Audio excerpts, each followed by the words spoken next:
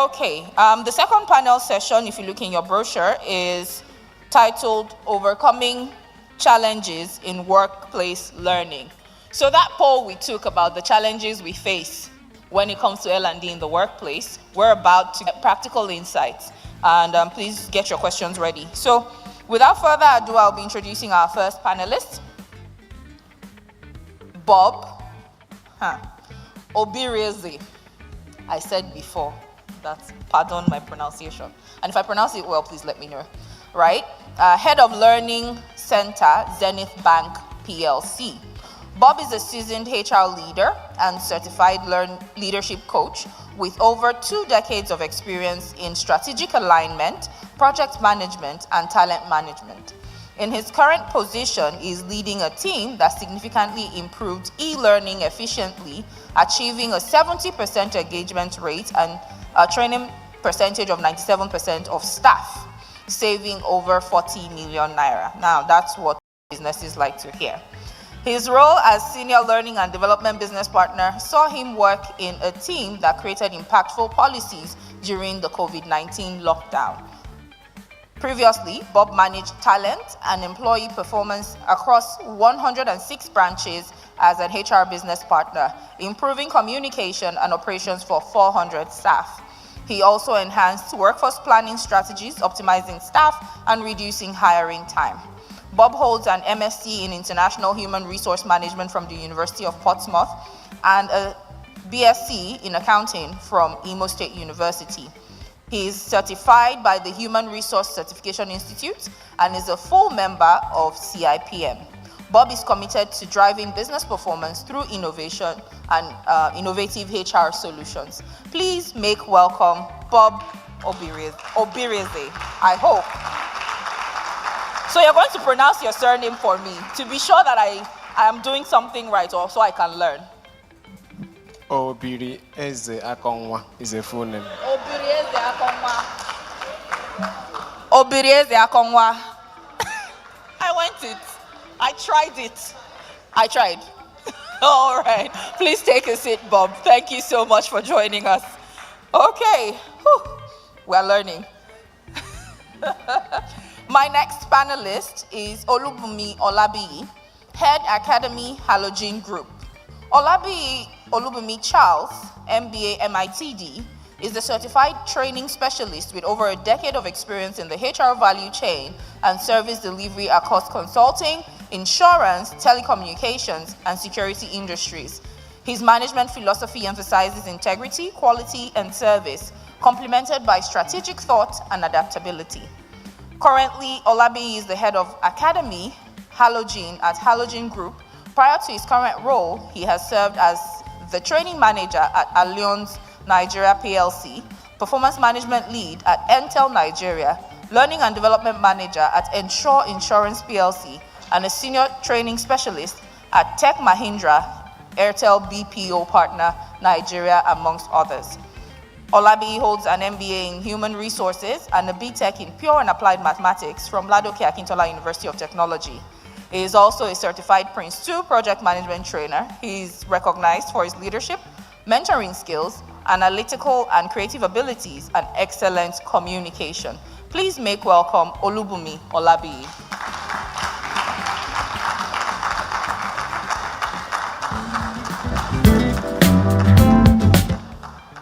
What I have found is many HR professionals did not study HR. Is that really a thing? Why? We have engineers in HR, doctors in HR. Where are all the HR people? People who studied HR, where'd they go? It's a real question. Okay. HR is where? Okay. They're in finance. All right. We're finding out. Okay, maybe it's a research we can launch. All right. Now, the next person I have on this panel, like I said, I have astute HR professionals. So I have Oluwakemi Shonubi, Director, People and Culture, TVC Communications. Kemi is a licensed human resource executive with extensive multi-sectorial experience in people management, organizational development, and strategic planning. Currently, she's the Director of People, Culture, Experience, and Operations in TVC Communications, where she creates an environment that enables employees to reach their fullest potential. I have seen it, trust me. I mean, done drama and some other things. Quite an interesting place to work. Okay, with over 2 decades of experience, Kemi excels in fostering a great workplace and is known for her interpersonal skills and strategic HR expertise. She is a member of the Chartered Institute of Personnel Management, the Society of Human Resource Management, and Nigeria's Institute of Training and Development, NITAD. Additionally, she is a fellow of the Institute of Management Consultants, Nigeria, a certified management consultant, and a member of the Forbes Black community. Kemi is an alumni of Cornell University with an advanced postgraduate certificate in strategic HR management and holds an MBA and a BSc of Science degree in human resource management, yes, and accounting from Ahmadu Bello University. Somebody who studied HR in HR, great. She serves as a board advisor for Precious Conceptions Nigeria Limited and Tech for Her Africa.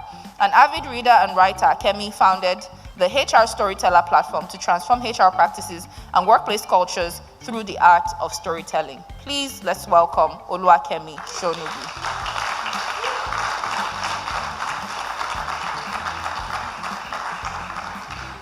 HR in HR. That's good. Okay.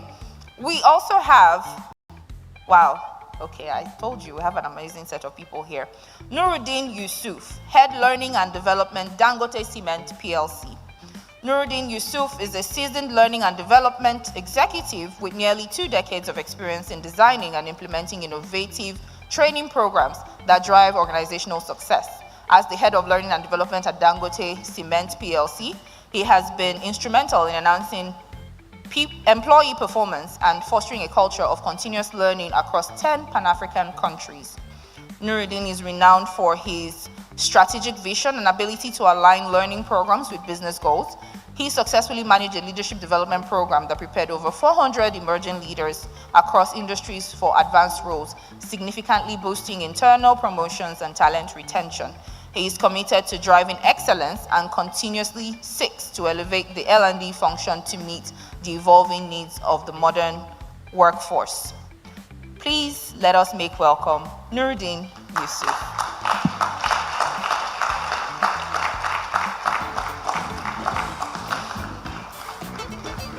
Welcome. Last but not the least, before I call in the moderator, another member of the panel. Now, I apologize in advance. This is a name. Okay, so I will be inviting Ukudi Ogbeche. I tried. You see, I'm getting pass marks here. Great. Ukudi is a distinguished learning and development specialist with over 12 years of experience in financial institutions and consulting firms. Currently the head training academy, First City Monument Bank. Previously, Ukudi was the head learning strategy at Sterling Bank, where she significantly enhanced the bank's learning framework, scaled various development programs, and pioneered innovative initiatives with substantial positive impact. Ukudi holds an MBA and BSc along with the certifications as a learning, training and development practitioner, project management professional, and certified customer service professional. She's a member of the Nigerian Institute of Management. Renowned for her strategic vision, Ukudi excels in stakeholder management, instructional design, training, project management, and e-learning development. Her proactive attitude and commitment to results makes her a transformative leader in L&D. Additionally, she's an accomplished author of 3 children's books, highlighting her dedication to education. Please make welcome Ukudi Ogbeche. Did I try?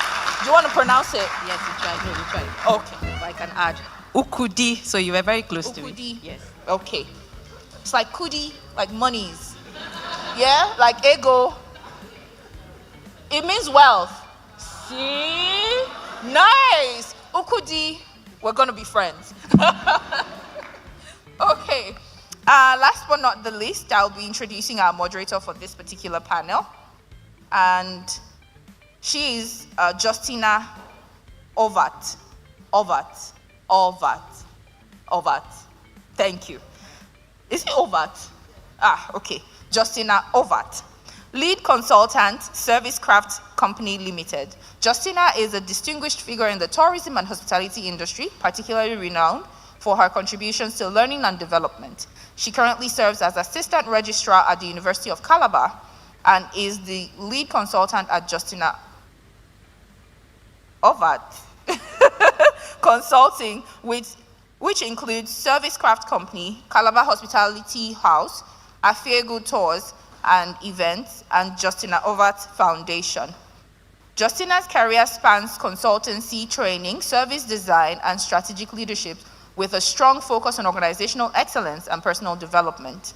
As a certified master trainer and learning and development specialist, she designs and implements transformative services, experience, strategies, and learning programs for corporate organizations and government agencies.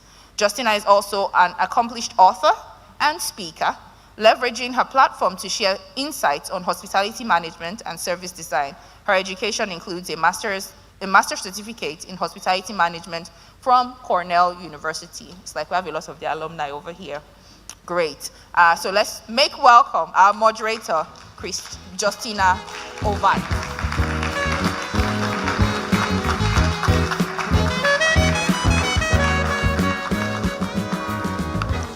Thank you very much. Good afternoon, ladies and gentlemen. I'm guilty of everything that was said about me. So, my dear panelists, we are going to map our competency. We are time conscious. We are very straight to the point. And we are, how do they used to say, demure and mindful. So that's exactly what we're going to be doing now. We have 1 hour and nobody has come up here and beat the time. We will beat the time in Jesus' name. Okay, so I actually like doing a lot of research about people, and I did some about my panelists. So I'll be telling you some interesting thing about them, and then I will tell you something that they once said. So it'll be like Ukudi once said. So we'll start with Oluwakemi. You already know, they told you all about her. An interesting thing about her, she is the HR storyteller, and 2024 top 100 career women in Africa. Hey, in Africa. And you already heard that she is a member of the Forbes Black community. Okay? So, Oluwakemi once said, even though the word voracious sometimes denote an unflattering greediness, I will go with the positive part of its meaning, which describes it as someone who has a strong interest in learning new things and a deep desire to expand their knowledge. Yes. And you already heard that we went to the same school. We went to Cornell. Thank you. The next panelist, Oluwabumi Olabi. Olubumi, B.Tech, Pure and Applied Mathematics. I don't... Pure and applied, mathematics people, mathematics and then learning and development. But the mathematics specifically. How is it doing you, sir? Anyway, Olubumi once said, I believe that what every organization needs is not more and more go-to-market strategy, but a well-defined organizational culture. Yes. I did research, right? I did, yes. Ukudi Ogbeche is an author of creative books for kids and teenagers. Yes, beautiful books, like I'm going to buy for my daughter. She's really creative. And Ukudi and I went to Unical. Yes. So, I'm going to tell you something Ukudi said around her book, right? She said, I needed a book where each step was clearly illustrated and written in a very simple and clear language. We all know what that means. I could not find any, So I decided to write mine when it was proving difficult to get the right books. Yes. So go out there. If you can't find solution, create your own. Nuruddin Yusuf. I particularly found his work style interesting. If you go to his Instagram, you see there. So his work style is consultative, customer-centric, and attention to detail. You already know that Nuruddin is a serious somebody. You don't need to be told.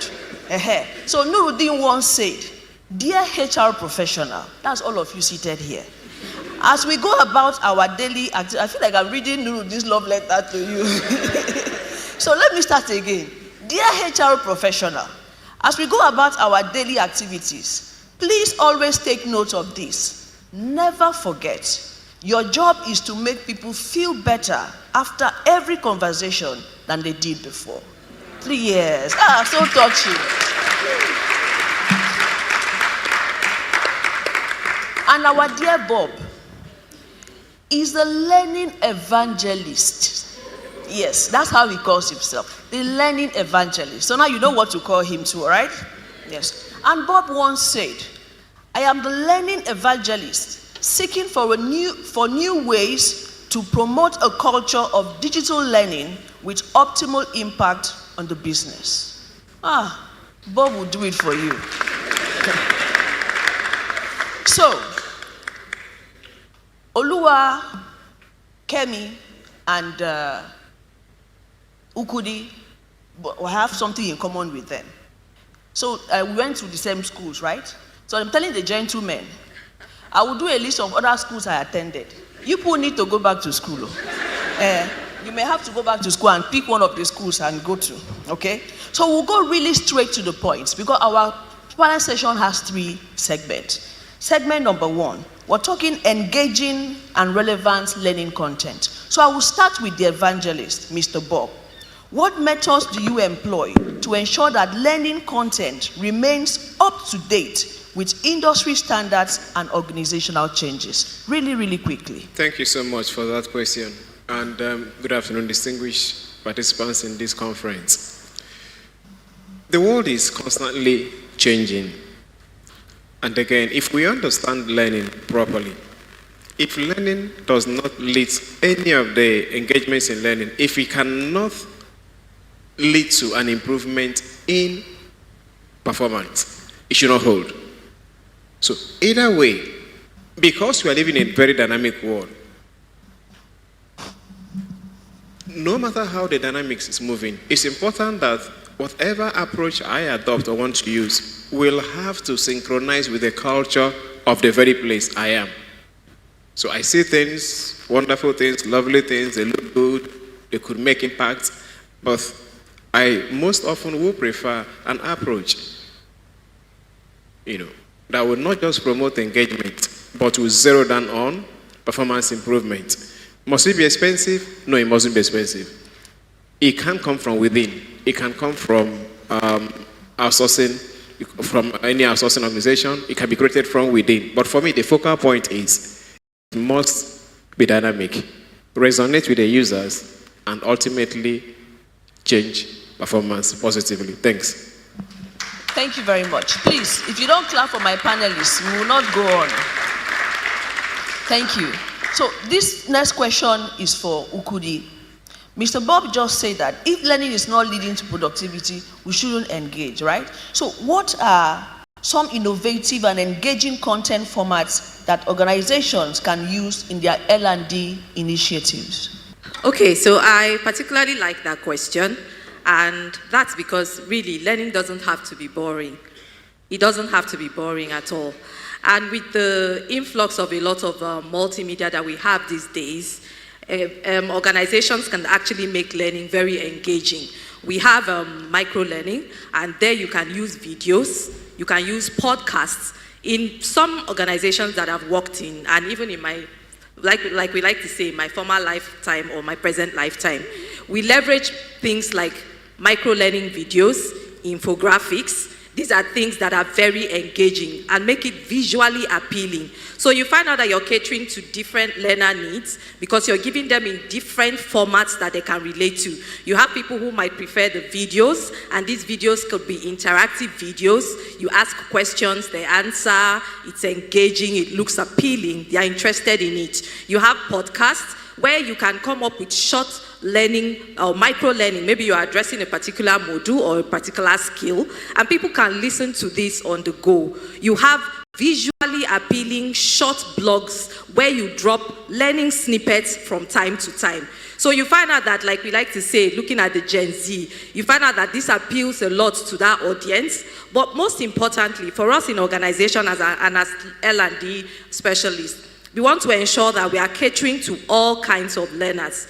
And as we are catering to all kinds of learners, we want to ensure that we are creating, first of all, the platform that will be engaging and user-friendly. We want to ensure that the content itself is also engaging, meaning people find it interesting. And then it's not too long, because I find out that sometimes learner fatigue might set in. So people want to be able to take these learnings in bits, in bites, as we like to say. So you give people the opportunity to be able to take them in bites. And then you also give people opportunities to be able to interact with it as well. And even apart from interacting with those videos, you can create learning platforms. So you see organizations, you can watch a video, you can give 5 stars, you can give a smiley face. That makes it engaging. Other people want to look at it. Other people want to go there because they've seen other comments that people are dropping. You can also create platforms where people go there, and you don't necessarily need to deploy only via your LMS. That's what I'm trying to say, your learning management systems. You have other platforms. Take, for instance, some organizations might have team groups or team communities or communities of practice where they meet virtually. They engage, they interact. That makes learning, interactive and engaging. You also find instances where you have things like Yammer for organizations that might have that. I'm trying to bring it down. You see people drop articles there. People go there, they engage, they interact. But most importantly, I think now we should begin to advocate for how learning can be fun. It doesn't have to be so serious, It can be fun. And you come up with these little micro learnings in video forms, in podcasts. And then even, you find out that in organizations these days, you can also deploy things like quizzes, right? You read a short thing and we drop quiz. The first 3 people to submit, you're getting a reward for it. That makes it fun. That makes it engaging. So I think I'll stop there for now. But what I want to drive home is that learning doesn't need to be boring. We can find fun ways to make learning very interesting and get more people engaged and interact with it. Thank you. Thank you. Thank you so very much. I think that everybody's interest in short, not so long learning is not a Gen Z thing, right? It's multi-generational. I'm a millennial and I don't want long thing. Mr. Nuruddin, which generation do you belong to? His generation also does not want long learning, right? Just straight and you want long learning. And we go back and continue research, sir. Okay, and then Ukudi said that learning does not have to be boring, right? And so I'm going to ask our HR storyteller, how can organizations leverage storytelling techniques to create compelling learning experiences? Thank you very much. Good afternoon, everyone. Thank you. First of all, I want to commend Juliana. Justina. I knew that I was going to mix it. I was trying to remember Justina, Juliana, or look again. So Justina, for research, and that's the first step even in storytelling. She's personalized this panel. So even if you don't remember anything, if you don't remember our names, you sort of remember something or a catchphrase. One of the reasons I started telling stories of the workplace was to make it more relatable to people. A lot of times we forget that every experience, every day is a story. When you started your job and the things that you did, whether we were the generation of going from office to office to drop our CVs then, it's part of the story. So organizations can leverage that in training and leading and development for people. I've seen it happen. I've seen it work. You know, one of our partners is in the room. I won't mention their name. They didn't pay me for advert, but they know themselves. And one of the things I saw them do that was very phenomenal was that in the 2-3 day trainings that they came to deploy on site, they brought experts in the different areas that they wanted to come talk. Now, those experts were not coming to come read out a PowerPoint presentation, but they were speaking specifically from their own experiences. Because you find out that, it's easy to relate when you know that somebody has done something similar. It's not just that you're going on Google, AI is converting a script for you, but it's relatable. And that is what storytelling really is. Because what it does is that it wakes up your imagination, as a kid, and that's why I'm a storyteller. I remember very well that my father would, every night, tell me a new story. And then he'll give me the task of creating a story. I was a young child, I didn't have any stories. So Fabu used to enter, Fabu. I used to create stories, but what was happening was that he was stimulating my mind for me to think out of the box, that something new can happen. So it's a very powerful tool. It goes beyond what I'm doing every day at my desk. I'm able to say, okay, what if I find myself in that situation? How do I, deal with that situation?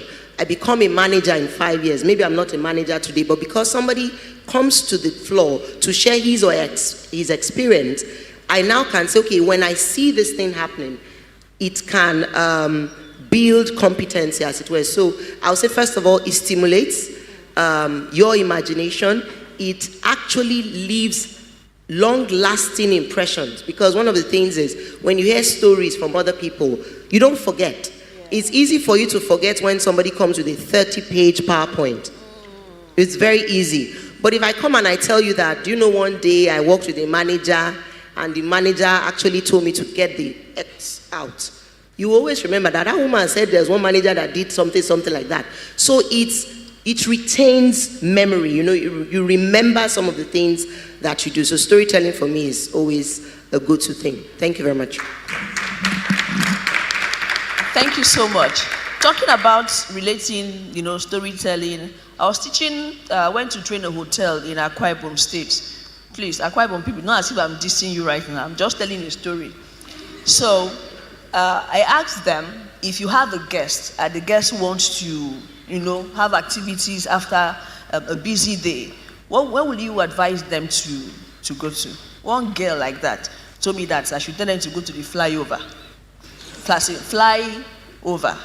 Anyway, I did not blame her at then. It was because the government of the day then was promoting their infrastructure.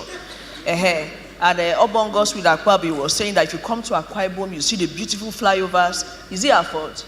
It was not our fault. Okay, so Mr. Olabi, let's relate relatability, as Oluwakemi has said. I just take it a notch higher using technology now, okay, from storytelling to technology. How can gamification and interactive elements be integrated into learning programs to increase engagement? So you use the word gamifications.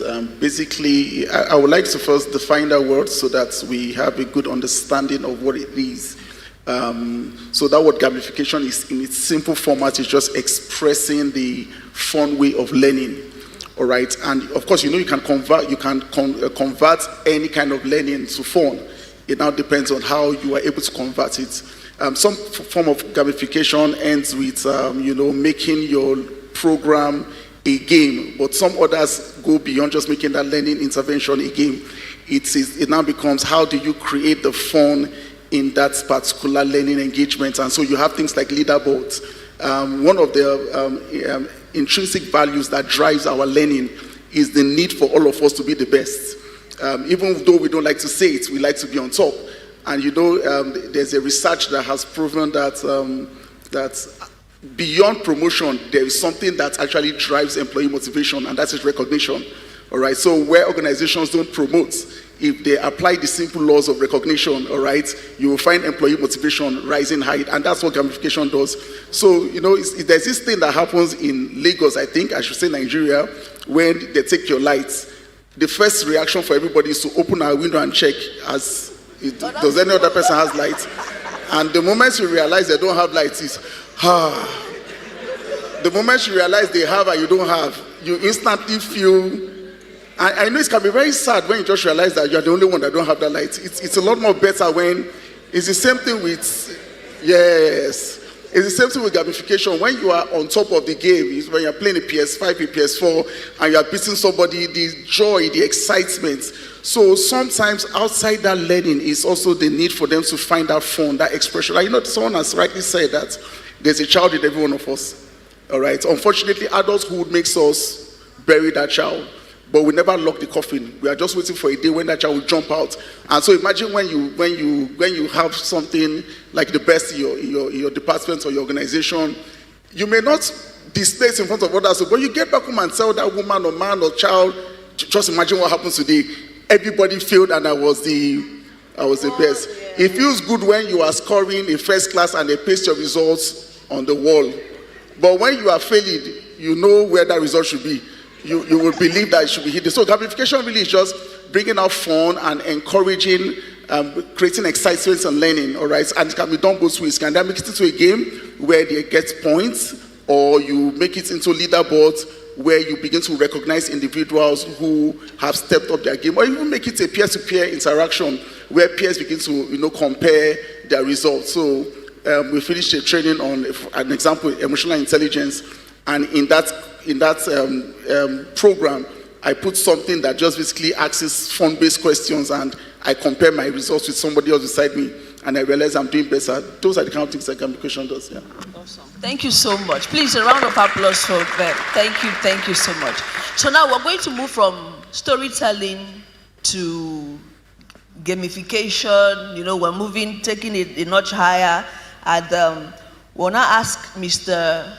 Nuruddin, how do you balance the need for technical, role-specific content with the development of soft skills in learning programs?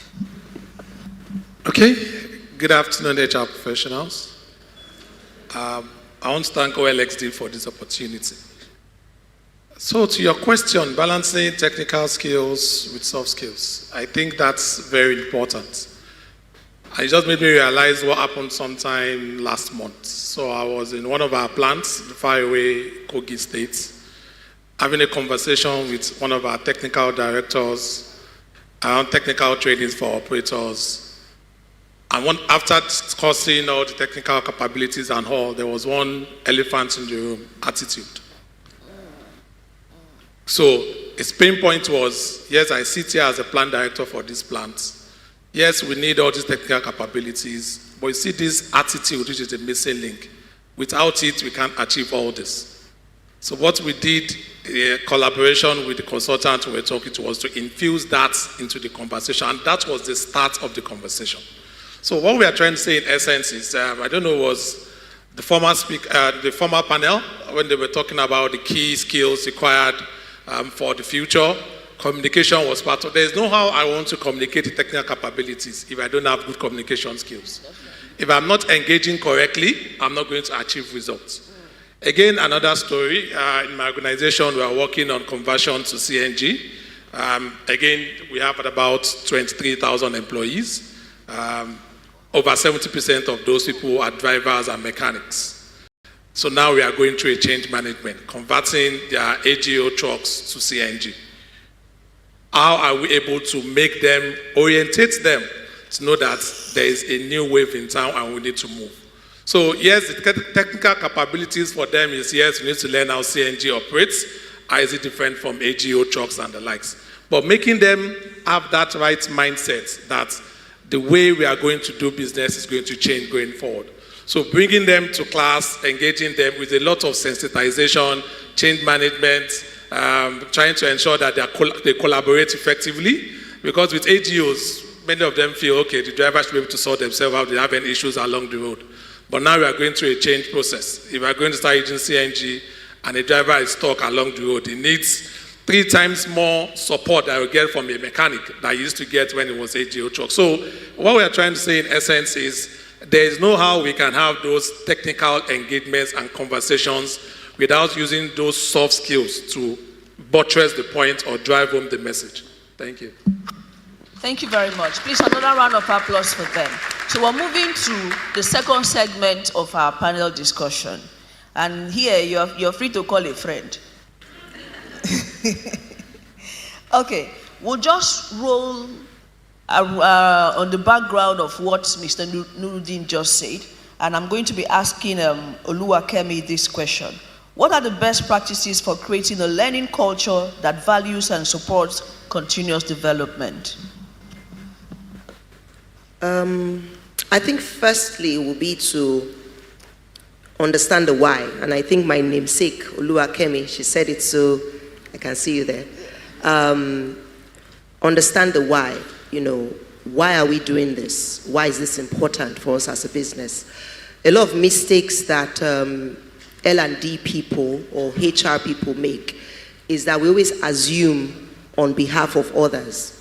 We think that we know the answers. We know what is wrong with you. You know, I can see that you have a problem. You know, my spirit tells me that there's something wrong with you. Without any intel, no data, no information. And like everyone before us has rightfully said,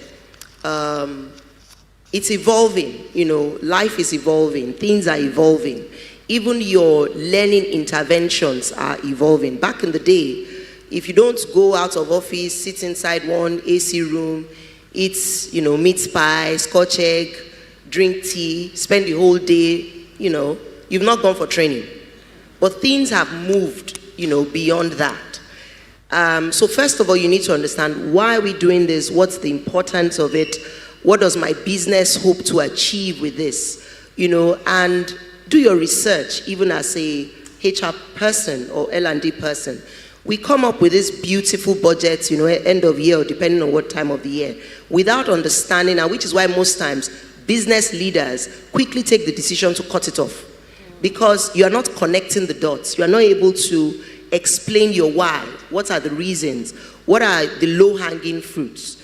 Not everything might require a off-site training.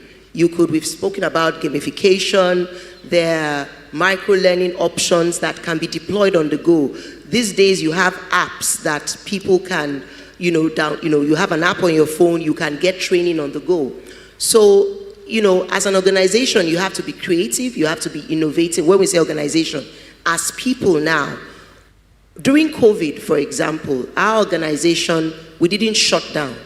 We couldn't shut down because of our business, 24-hour service, but we had to reduce people on site. However, even though our budget for training was, they touch it small, we now had to be creative on ensuring that people were still learning, because that was a time where people were dealing with all sorts, worries, concerns, and that. So we went back to the drawing board to say, how can we still deploy trainings for people at their own leisure?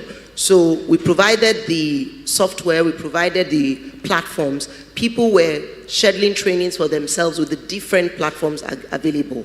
So I'll say that as an organization, you need to be creative, you need to be innovative, you need to keep a pulse on what is going on, but more importantly, what do you want to achieve as a business? What's your 1-year plan? What's your 5-year plan? How do you equip your people to be positioned to support the business along the ways? That'll be my response. Thank you. Thank you so very much. And she mentioned micro-learning.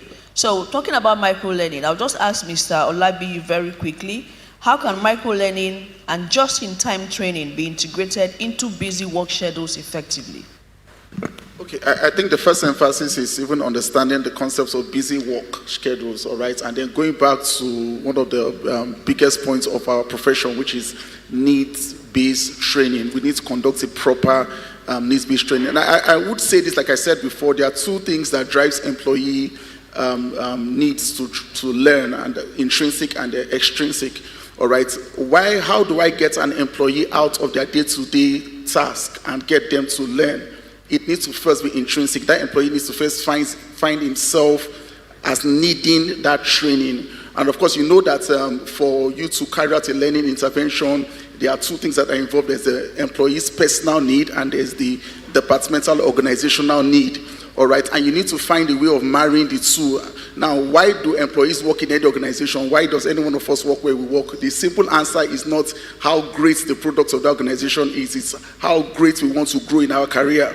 So that employee's learning intervention must be brought into play. So if I would leave what I am doing to come and learn, that learning must speak to how it's going to improve me on the job, and how it's also going to improve my career aspiration. All right, and so when you do that, you go to the next level, which is, of course, a sound, proper learning program plan. And what I mean by that is a schedule that is easily recognizable by that employee. So where you have employees whose day-to-day activities require them to deliver, and that employee sees that he can create a particular time out of that. We talked about micro-learning, we talked about bite-sized training. That employee sees that he can go back and learn something that either improves that job or triggers his career aspiration. Without us even prompting, that employee goes back. All right, and that's where the whole bite-sized like training, just-in-time training, on-demand training comes into play.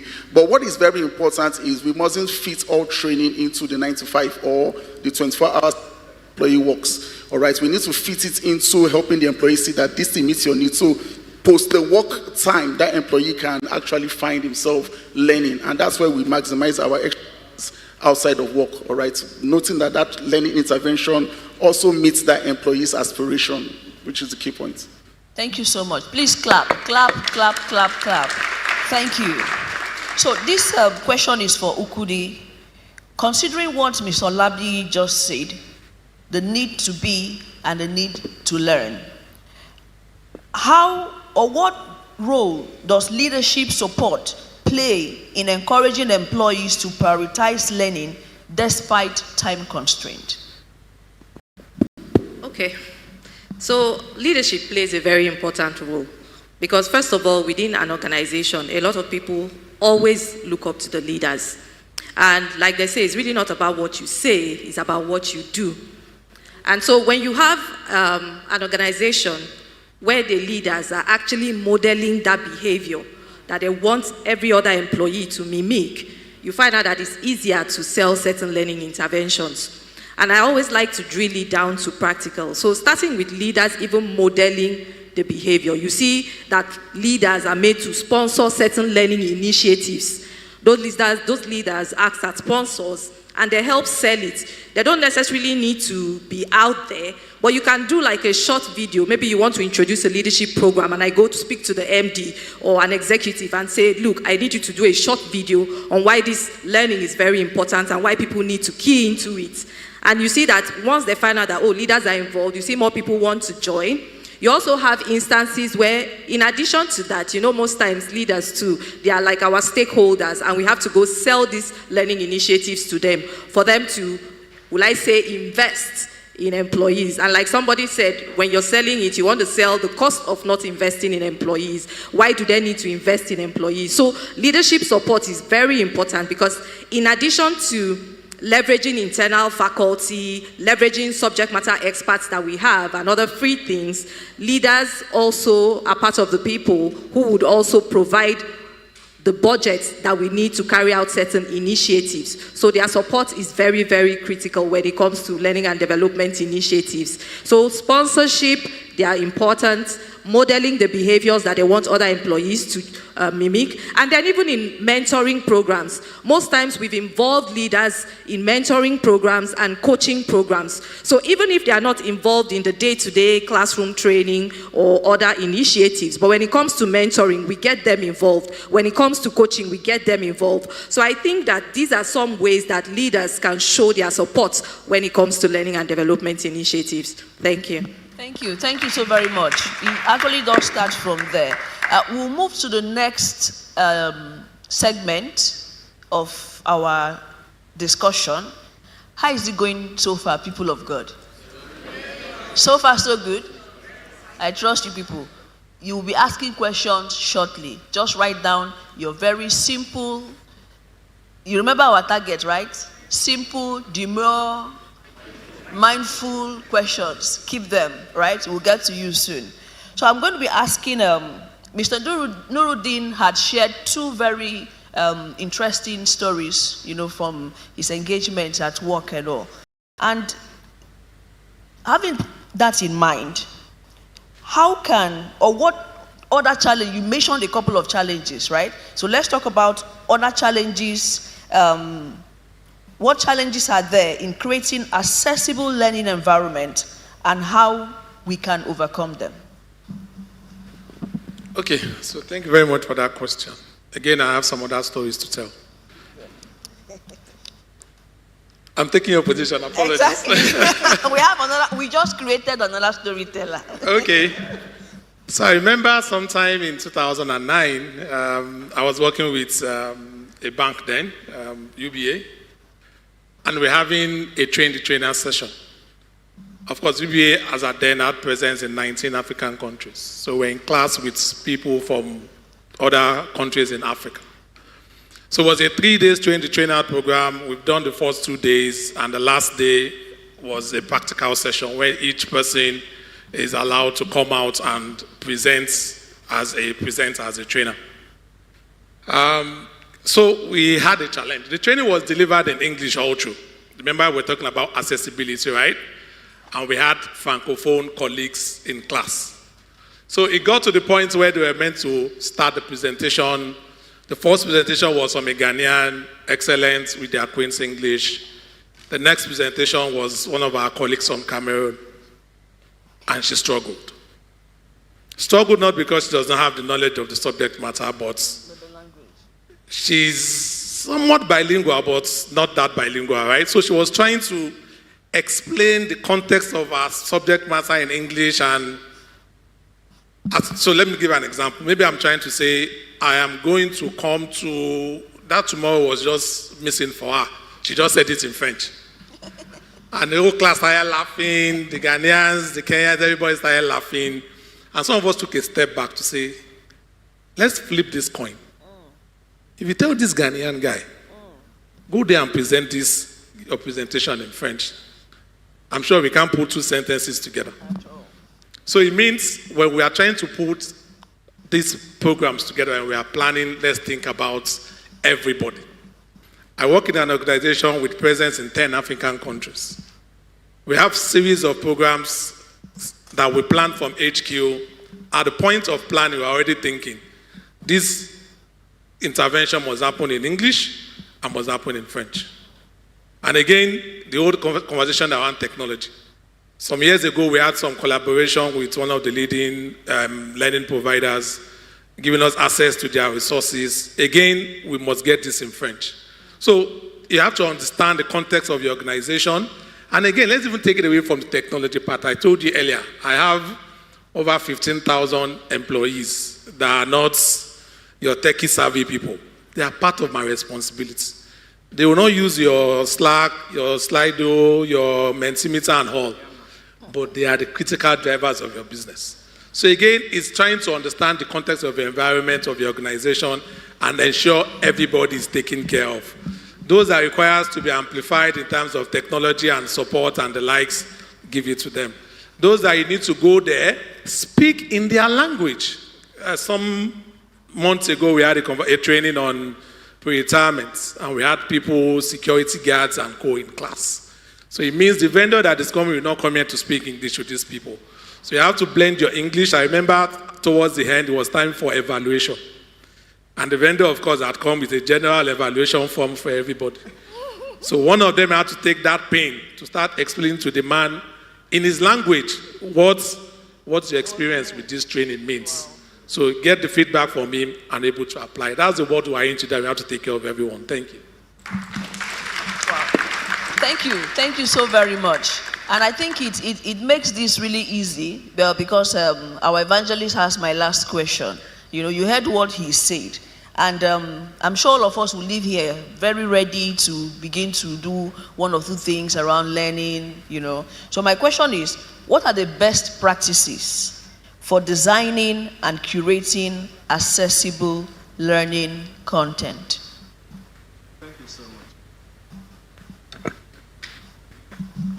Thank you so much. As you all recall, the design stage involves identifying the objective, which is very, very critical, because if we have done our need analysis very well, it will automatically dovetail into identifying what exactly is the why of that particular learning intervention.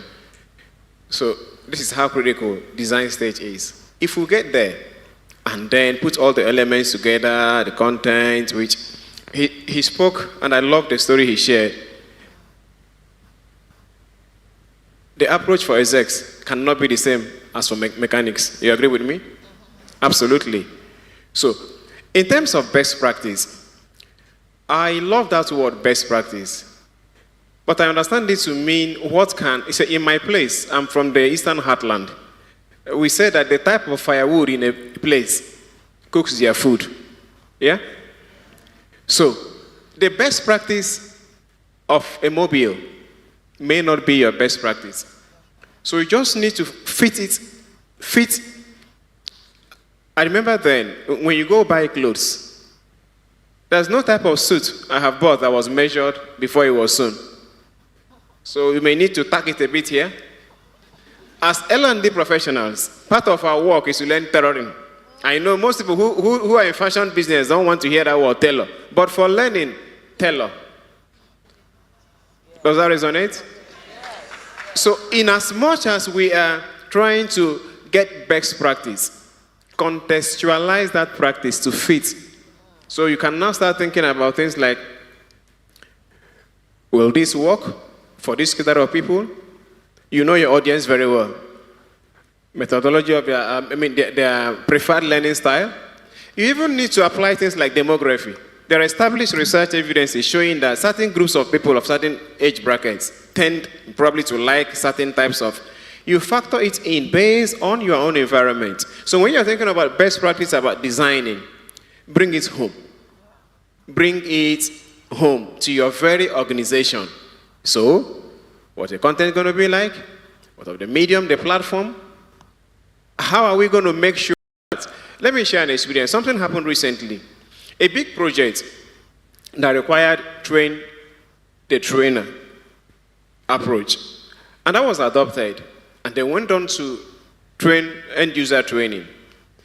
But because of the nature of the engagement, eventually when people started deploying and putting their into practice what they had learned, and the project was rolled out, we noticed there were some other teaching challenges here and that we needed to get on with.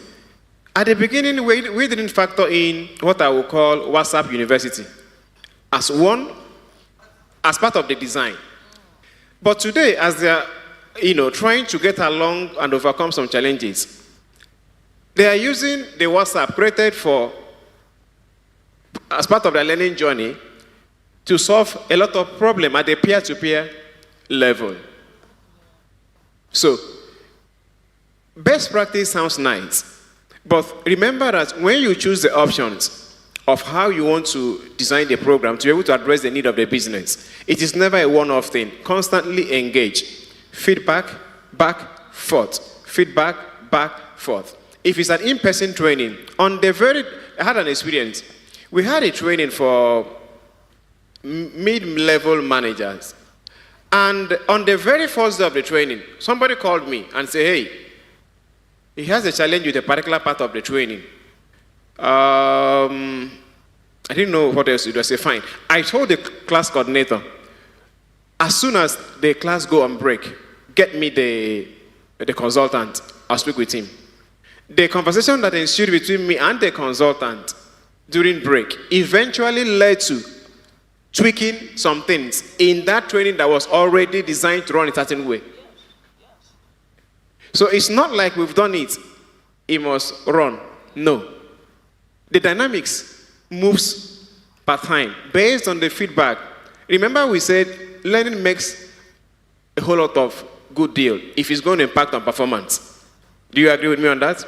So if you have that at the back of your mind, the design process in itself, for me, must not be one-off. So it must address user need. It must address the why, business need. It must be dynamic enough to deal with the issues such that there's no perfect design.